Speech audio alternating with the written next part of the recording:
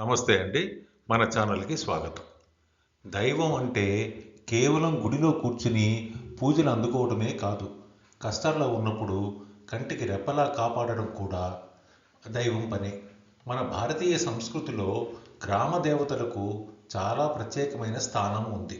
అందులోనూ నేనున్నాను అని ధైర్యాన్ని ఇచ్చే ఓ శక్తివంతమైన దైవం, ఆయనే బాడీగార్డ్ మునీశ్వరుడు. అవును, మీరు విన్నది నిజమే. ఆయనను అందరూ ప్రేమగా, భయంగా, భక్తిగా బాడీగార్డ్ మునీశ్వరుడనే పిలుచుకుంటారు. అర్ధరాత్రి వేళ చేతిలో కత్తి పట్టుకుని తెల్లటి గుర్రంపై గ్రామం చుట్టూ తిరుగుతూ దుష్ట శక్తుల నుండి మనల్ని కాపాడే ఆ మునీశ్వరుడు ఎవరు? ఆయన కథ ఏమిటి? సాక్షాత్తు ఆ పరమశివుడే మునీశ్వరుడుగా ఎందుకు మారాల్సి వచ్చింది? ఈరోజు ఈ వీడియోలో ఈ అద్భుతమైన కథను తెలుసుకుందాం. ఈ కథ కొన్ని యుగాల వెనక్కు వెళుతుంది.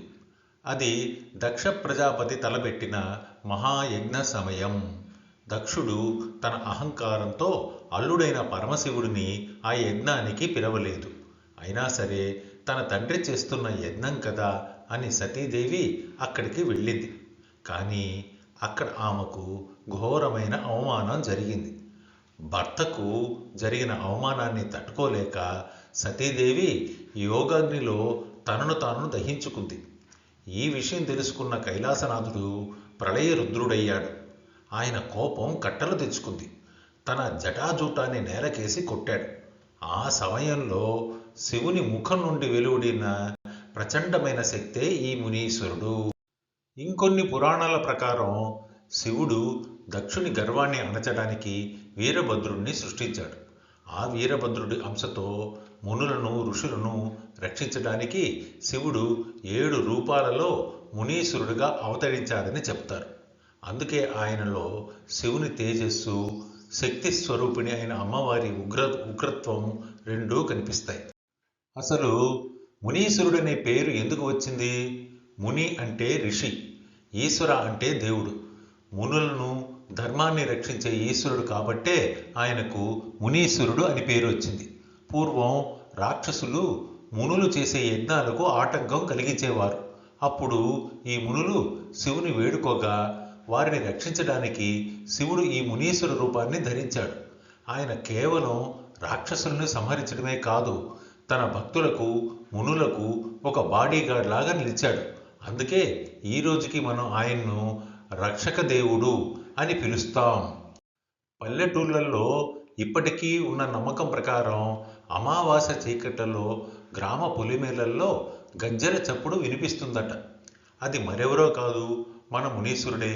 తెల్లటి గుర్రంపై పంచెకట్టులో చేతిలో పదునైన కత్తితో పట్టుకుని గ్రామం చుట్టూ కాపలా కాస్తూ ఉంటాడని వారు విశ్వసిస్తారు.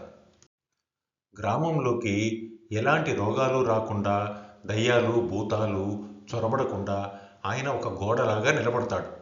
ఎవరైతే ఆయనను నమ్ముతారో వారికి ఆయన ఒక తండ్రిలా, ఒక అన్నలా, ఒక బాడీగార్డ్ లాగా తోడు ఉంటాడు.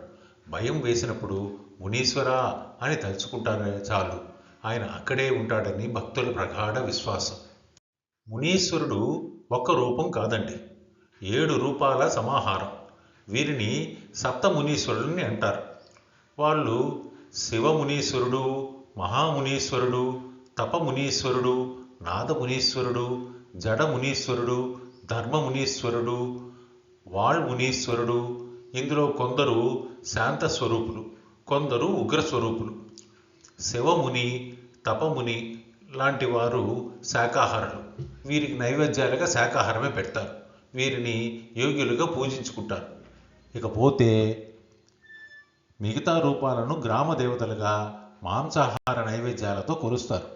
దూరం ఏదైనా, రూపం ఏదైనా ఆయనిచ్చే అభయం మాత్రం ఒకటే. గ్రామంలోని ప్రతి ఒక్కరికి నేనున్నాను అని అభయం ఇచ్చే ఈ మునీశ్వరుడు ఎలవెల్లిపు అవడంలో ఎటువంటి ఆశ్చర్యం లేదండి. నమో మునీశ్వరాయ నమః. కాబట్టి మిత్రులారా, మునీశ్వరుడు అంటే కేవలం ఒక రాయి కాదు, ఆయన ఒక నమ్మకం. కష్టాల్లో ఉన్న మనిషికి నేనున్నాను అనే భరోసా. మీరు ఎప్పుడైనా మునీశ్వరుడు గుడికి వెళ్ళారా? లేదా? ఈ విషయాన్ని కమెంట్లో తెలియజేయండి. నమస్తే. మన భారతీయ పురాణాలలోని ఇలాంటి అద్భుతమైన కథల కోసం మన ఛానల్ని ఇప్పుడే సబ్స్క్రైబ్ చేసుకోండి. వచ్చే వీడియోలో కలుద్దాం. అంతవరకు సెలవు. ఓం మునీశ్వరాయ నమః.